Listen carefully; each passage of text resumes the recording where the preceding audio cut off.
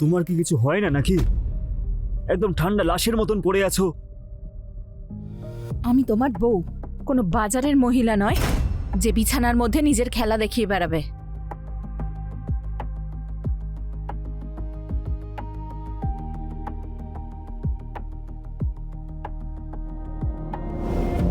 এই তুই একটা কথা বল, যদি তুই তোর বউয়ের সাথে সুখে ছিলিস না তাহলে তুই ওকে মারলি কেন?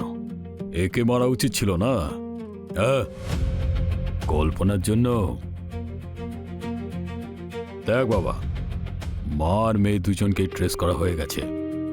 যদি তুই না বলিস না তাহলে ও বলবে, আর ও যদি না বলে না তাহলে আমাদের কাছে অনেক রাস্তা আছে সত্যিটা বের করার জন্য। না স্যার, ওদেরকে কিচ্ছু করবেন না। ওদের এতে কোনো দোষ নেই। বাচ্চাদের পড়াশোনাটা শেষ হয়ে যাবে স্যার। তাহলে বল, কেসটা আসলে কি? স্যার, যখন আমি ওই গলি দিয়ে হেঁটে যেতাম তখন গভীর দৃষ্টিতে কল্পনার দিকে তাকিয়ে থাকতাম। একদিন যখন ও আমাকে ছুঁলো, বৌদির দোকানটা ভালো করে পরিষ্কার কর, ভালো করে নিচের দিকটা পুরোপুরি পরিষ্কার কর, ভালো করে। হ্যাঁ, ভালো করে ঠিক করে কর। উপরের দিকটাও। হ্যাঁ, এদিকে। হ্যাঁ।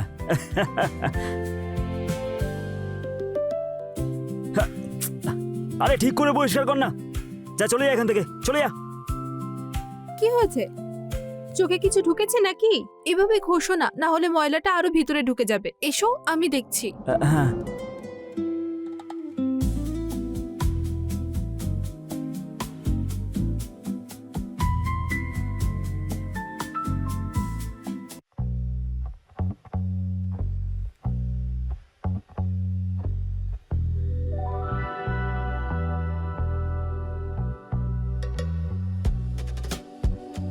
এবার ঠিক আছে? হ্যাঁ, ঠিক আছে।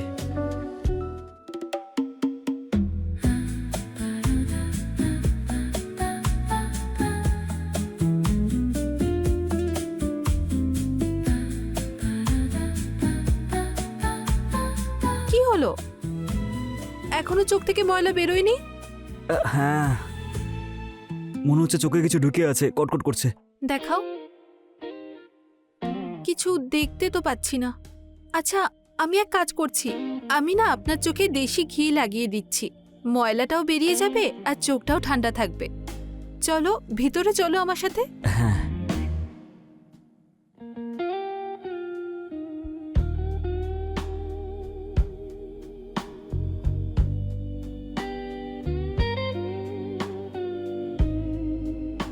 নাও খোলো। কি? চোখেই তো লাগাতে চাও এটা, নাকি অন্য কোথাও লাগানোর উদ্দেশ্য আছে?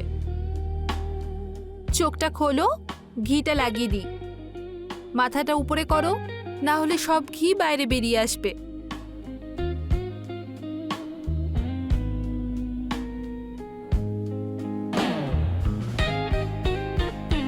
এসব কি করছো? এগুলো কিন্তু ঠিক না। সব কিছুই ঠিক আছে। যেখানে মাসে একবার পরিষ্কার করা হতো সেখানে সপ্তাহে 2 বার পরিষ্কার করতে হবে। কার জন্য? শুধু তোমাকে দেখার জন্য। যখন আমি এতটা এফোর্ট দিচ্ছি, তাই তুমি একটু আমাকে এফোর্ট দাও না। কি? যেটা চাই সেটা তুমি জানো। এবার না বলে দিয়ে আমাকে কষ্ট দিও না।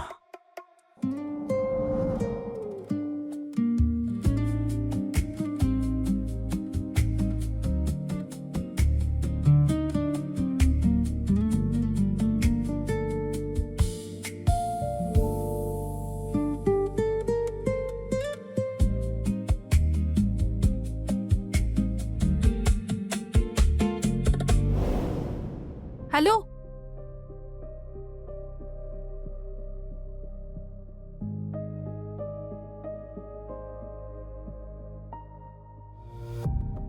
আরে বাহ, আপনার হাতে তো জাদু আছে। আমার চোখটা দেখুন, একদম ঠিক হয়ে গেছে। কি দারুণ ব্যাপার। মা, আমি ভাবছি নিটের পড়াশোনা ছেড়ে দেব, অন্য কোনো কোর্স স্টার্ট করব। কেন এমন কেন বলছিস তুই? দেখো না, আজ আবার ফিসের রিমাইন্ডার এসে গেছে। পুরো 2 লাখ পেন্ডিং আছে। তোর কিচ্ছু ছেড়ে দেওয়ার প্রয়োজন নেই। তোর মা এখনো বেঁচে আছে। মা, এরপরে যদি সরকারি কলেজ না পাই তখন? তাহলে প্রাইভেটে অ্যাডমিশন নিবি? তুমি জানো না প্রাইভেটের ফিস কত? যাই হোক না কেন, আমি তোকে ডাক্তার হইয়েই ছাড়বো।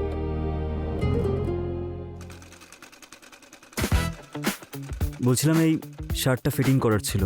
লেডিস বুটিকে শার্ট? যে এইসব কিছু করতে পারবে তার কাছেই তো আসবো, তাই না? ঠিক আছে চলো, আমি মাপ নিয়ে নিচ্ছি।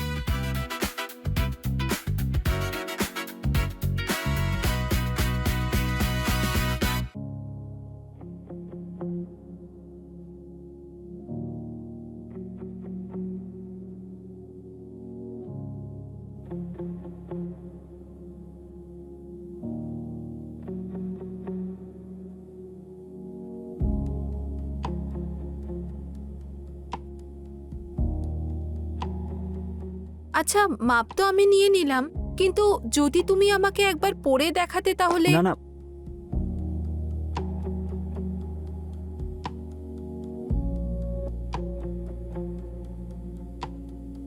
এই টাকা? এটা আমি রিয়ার ফিজের জন্য নিয়ে এসেছিলাম, কিন্তু আমি বুঝতে পারছিলাম না যে কিভাবে দেব, তাই আর কি। তো তুমি এভাবে রেখে চলে গেলে, তাহলে কি আমি নিয়ে নিতাম? চোর ভেবেছো নাকি আমাকে? আরে না না, আমি জানতাম যে আপনি এইসব দেখার পর নিশ্চয়ই আপনি আমাকে ফোন করবেন, আমি তখনই সব আপনাকে বুঝিয়ে দিতাম।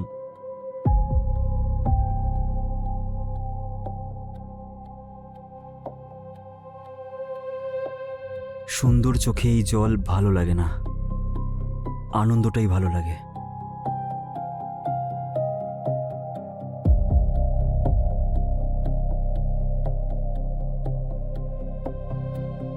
আরে সুপারভাইজার বাবু, আপনি এখানে? হ্যাঁ, ওই রিয়ার কলেজের ফিস জমা দেওয়ার ছিল, আর আমি ওর সামনেই বলে ফেলেছিলাম, তাই ও জোর করে টাকা দিতে চলে এসেছে। বলছে যে মেয়ের যেন পড়াশোনা থেমে না যায়। থ্যাংক ইউ সুপারভাইজার বাবু, আস্তে আস্তে আপনাকে দিয়ে দেব। আজকাল ক্যাটারিং এর কাজে কত কম্পিটিশন হয়ে গেছে, কোনো রকম ভাবে চলে যাচ্ছে। আরে এতে থ্যাংক ইউ বলার কি আছে? রিয়া যেরকম আপনার মেয়ে, সেরকম আমারও মেয়ে। ঠিক আছে, আমি এখন আসছি।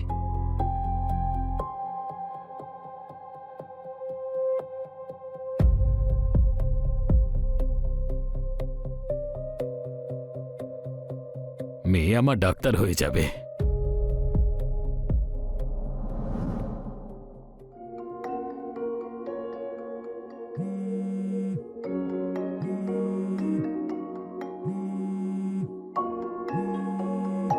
হ্যাঁ বলো। হ্যাঁ, কেমন আছো? হ্যাঁ, আমি এটা বলছিলাম যে আজকে কাজ অনেক আছে, আমি আসতে পারবো না। কি ভাবছোটা কি তুমি? কিছু না, আমি না একটু রিয়াকে খেতে দিয়ে আসছি, তারপর এসে তোমায় ফোন করছি, ঠিক আছে? হ্যাঁ হ্যাঁ, ঠিক আছে ঠিক আছে। যদিও এসে কি বা এমন লাভ হয় আমার।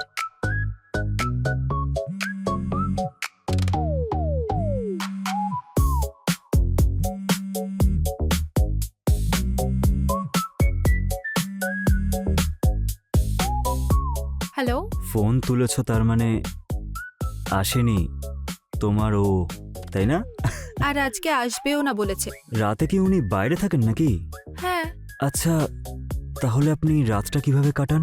এই কেটে যায় কারোর কথা মনে করে করে। আচ্ছা তাই, তাহলে কখনো কখনো আমাকেও একটু মনে করে দেখো। সত্যি কথা বলতে গেলে তুমি এত কিছু করেছো না আমার মেয়ের জন্য, যখনই আমার মেয়েকে দেখি তোমার কথাই মনে পড়ে। না না না না না, এটা তো আপনি মিথ্যে বলছেন। যদি আপনি আমাকে মনে করতেন না, তাহলে আমি ভীষণ নিশ্চয়ই খেতাম। তুমি তো দেখছি খুব মজা করো। আচ্ছা, আমি না রিয়ার সঙ্গে তোমার কথা বলিয়ে দিচ্ছি। রিয়া মা। হ্যাঁ মা, কি হয়েছে? দেখ কে ফোন করেছে। সুপারভাইজার বাবু, নে কথা বল। হ্যালো হ্যালো ডিয়ার বাবা। হ্যালো মা, কেমন আছো? আমি ভালো আছি, আপনি কবে আসবেন বাড়ি? মা, খুব তাড়াতাড়ি আসবো, খুব তাড়াতাড়ি আসবো। ঠিক আছে, নিন মায়ের সঙ্গে কথা বলুন। হ্যাঁ বলো। আচ্ছা, তুমি আমাকে এটা বলো যে ও ডিয়ার বাবা বলে ডাকছে কেন? অ্যাকচুয়ালি তুমি ওর জন্য এত কিছু করেছো, তাই ওর মনে হয় যে তুমি একদম ওর বাবার মতোই কেয়ার করো। আচ্ছা, দেখো বাচ্চাটাও তো বুঝতে পেরে গেছে যে আমি বাবা হওয়ার যোগ্য, কিন্তু বাচ্চাটার মা এটা বুঝতে পারছে না যে আমি তার স্বামী হওয়ার যোগ্য। হুম? মা তো স্বামীর কোয়ালিটি আছে কিনা সেটাও দেখবে। আচ্ছা, তাহলে চলো দেখিয়ে দিচ্ছি। ঠিক আছে, তাহলে রাত 12টার সময় দরজা খোলা রাখবো। ওকে, আই এম কামিং।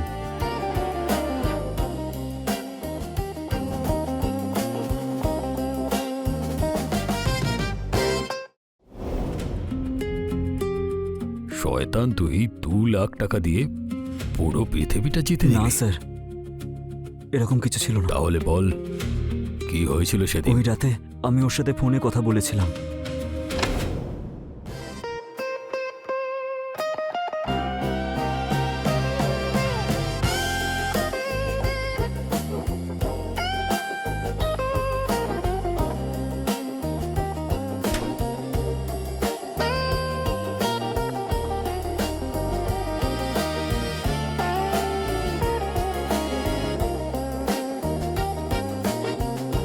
ভয় লাগছে না তোমার? না,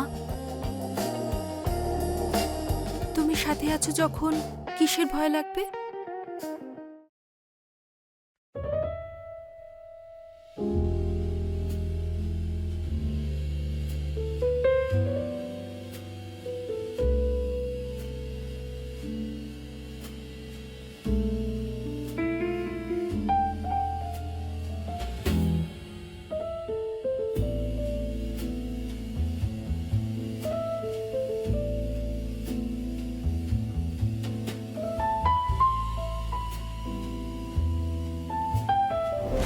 চলো, একবারই করেছো, তুমি 2 লাখ টাকা দিয়ে কিছু তো করেছো। স্যার, এটা একদিনের কথা ছিল না, এটা প্রতিদিনের রুটিন হয়ে গিয়েছিল।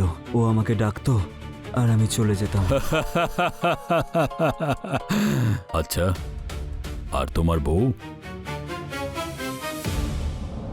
তোমার সব টাকা শেষ কি করে হচ্ছে? আরে 2 মাস ধরে তো স্যালারি পাচ্ছি না। তাই নাকি? আমি সব জানি তোমার স্যালারি কোথায় যাচ্ছে। আর ওই বুটিকের মহিলার সঙ্গে তোমার কি চলছে? আরে ওসব গুজব, এরকম কিচ্ছু না। আচ্ছা, গুজব রটাচ্ছে সবাই। তাহলে এটাও নিশ্চয়ই গুজব। ওই মহিলার যে মেয়ে, সে তোমাকে বাবা বলে ডাকে, ওকে ছাড়বে নাকি না? আরে এতে ছাড়া আর ধরার ব্যাপারটা কোথা থেকে এলো? তুমি নিজের বাড়িতে আছো, ও ওর বাড়িতে আছে। বুঝে গেছি। রিয়া,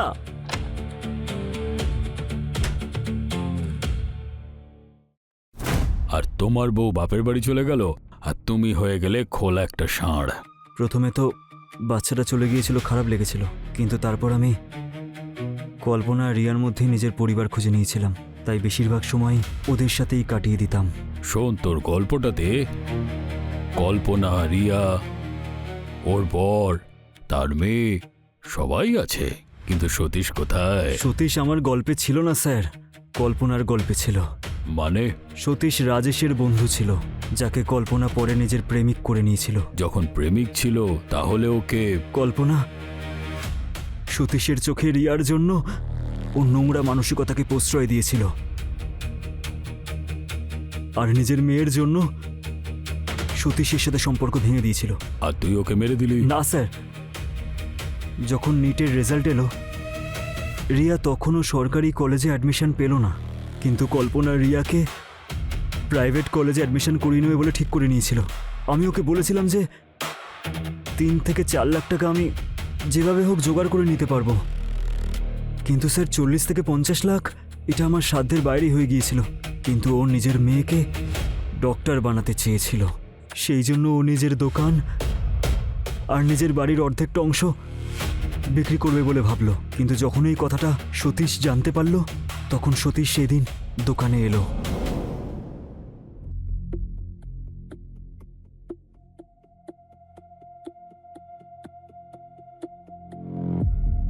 পেপার তো ঠিক আছে, কিন্তু দামটা একটু বেশি। এটা যদি দিতে পারেন তাহলে কথা আমি এগোবো। এত দাম তো কোনো পাগলেও দেবে না, কিন্তু আমার কাছে একটা রাস্তা আছে। কি?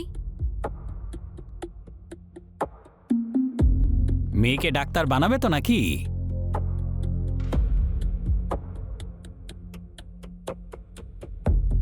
ঠিক আছে, কিন্তু তুমি রিয়ার থেকে দূরে থাকবে। আরে, রিয়ার থেকে আমি কি নিতে চাই? ছি, ছি, ছি, ছি, ছি। আরে তুমি আছো তো। হ্যাঁ, চলো ভেতরে গিয়ে টোকেন দিচ্ছি।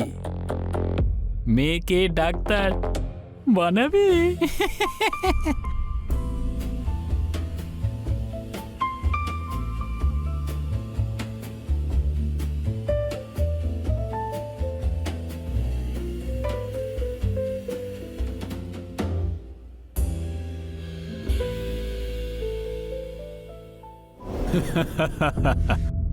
আচ্ছা, তাহলে তোর সম্পত্তিতে আর একজন ভাগ বসাচ্ছে। স্যার, সতীশ দোকান আর বাড়ির অর্ধেকটা অংশ নিজের নামে করে নিয়েছিল, কিন্তু এই কথাটা কেউ জানতো না। আর তোর এসব একদমই পছন্দ হয়নি। হ্যাঁ স্যার, আমি ওকে ভালোবাসতাম। কল্পনা আমাকে বলতো যে এরকম কিছু আমাদের মধ্যে নেই, কিন্তু স্যার আমি অন্ধ নই, আমি সব কিছু দেখতে পেতাম। আর কল্পনার বর, ও কি করছিল? স্যার ও চেষ্টা করছিল, কিন্তু ওর দ্বারা কিচ্ছু হচ্ছিল না। আর তারপর খুনের ব্যাপারটা কি করে আসলো? যখন সতীশ এটা জানতে পারলো যে স্যার রাজেশ নিজের মেয়ের অ্যাডমিশন চেন্নাইতে করাচ্ছে, তখনও দীপাবলি পালন করতে বাড়িতে এলো।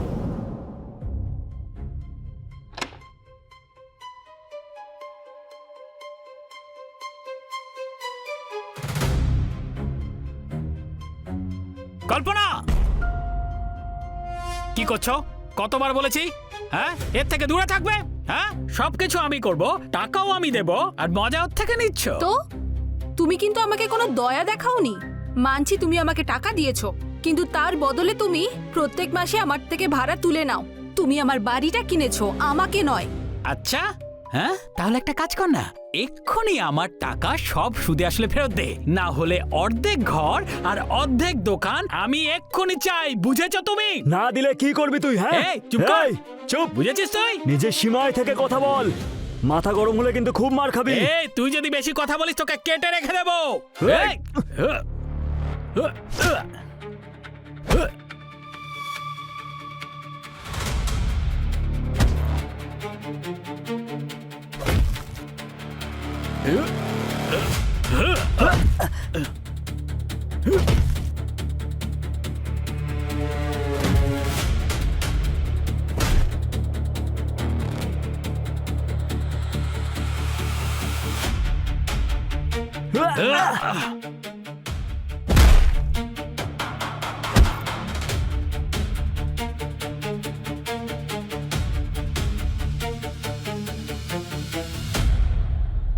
এ তো মরে গেল।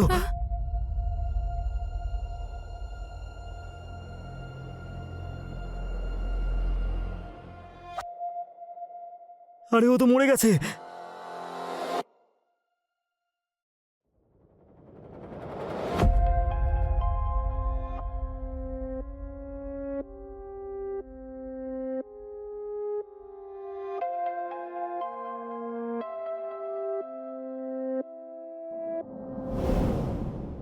এই শোন, তুই কেন কাঁদছিস?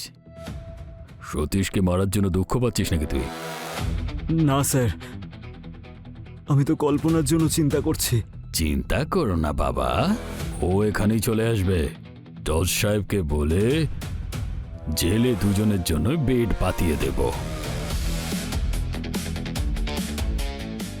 সত্যি স্যার, এরকমটা হয় নাকি? চুপ বোকা, সারা জীবনে এখানেই পচবি তুই।